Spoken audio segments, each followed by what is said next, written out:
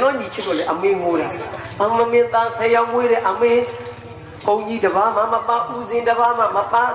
ငါအကုသို့ကောင်းမှကြီးတိုက်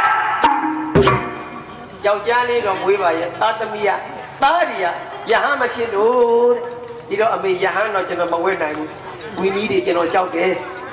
အများအကျိုးရှိတဲ့နေရာလုပ်ပြီးမယ်ဆိုခုဘိသိက်ပြောက်တော့အမေကပရိသတ်အကျိုးရှိအောင်ပြောလို့အဲ့ဒါလေးသူသဘောကျနေလို့ခုစိတ်ချမ်းသာသွားမွေးရတာ17ယောက်ခုဒီထဲမှာငါတို့မလေးညီတို့လည်းပြင်ငယ်ပဲမှတ်ထားစမ်းအိမ်တော်ရဲ့သားကြရင်အနည်းဆုံးသားသမီးဘာ2ယောက်မွေးရဓမ္မရာ4ယောက်မွေးရ4ယောက်မွေးနိုင်ရသားနဲ့မမွေးရင်ကြိုက်တဲ့ကုသိုလ်လုပ်အကျိုးတော်ပေးမယ်နောက်ဘဝဖယားနဲ့တွေ့တရားနာလို့မရဘူးလူအညွန့်ချိုးတာအဆိုးဆုံးအဖြစ်ဘာနာမလဲ